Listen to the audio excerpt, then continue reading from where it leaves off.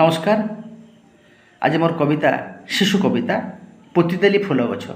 কবিতাটি যদি ଆପଣମାନଙ୍କୁ মনକୁ ଛୁଏଁ ତାହେଲେ ନିଶ୍ଚୟ ଆପଣମାନେ ଲାଇକ୍ କରିବେ, କମେଣ୍ଟ କରିବେ। କମେଣ୍ଟରେ ମୋତେ ଭଲ ମନ୍ଦ କିଛି ଜଣେଇବେ, ନହେଲେ ମୁଁ ଜାଣିପାରୁନି କେମିତି ମୋର କବିତା ଆପଣମାନଙ୍କୁ ଲାଗୁଛି, ମୋର କିଛି ପରିବର୍ତ୍ତନ କରିବା ଦରକାର କି ନାହିଁ, ନିଶ୍ଚୟ ଜଣେଇବେ। ଅନୁରୋଧ ରହିଲା। ପୋତିଦେଲି ଫୁଲ ଗଛ। ଆମ ଘର ଆଗେ ଥିଲା ଖାଲି ଯେଉଁ ପଡ଼ିଆ, ଭାବିଚିନ୍ତି ସଫା କରି ଲଗେଇଲି ନଡ଼ିଆ। ଆଉ କିଛି ଜାଗା ବଞ୍ଚିବାରୁ ମୁଁ ହିଁ ଜାଣିକି ପୋତିଦେଲି ଫୁଲ ଗଛ ଗୋଟେ ଗୋଟେ ଆଣିକି।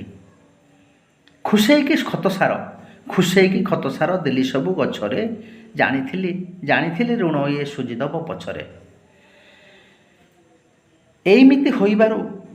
ଏଇମିତି ହୋଇବାରୁ କିଛି ଦିନ ଅନ୍ତର ମେଲିଦେଲା ନୂଆ କେତେ ଡାଳ ଆଉ ପତର।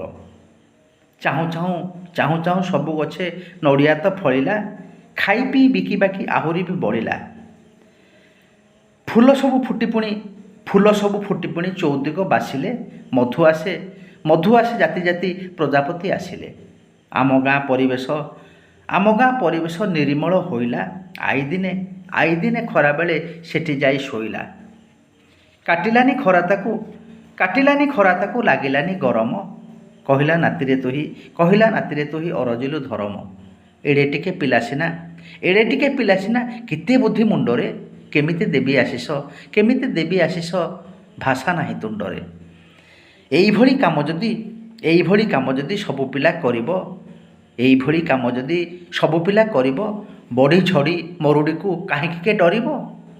ଧନ୍ୟବାଦ।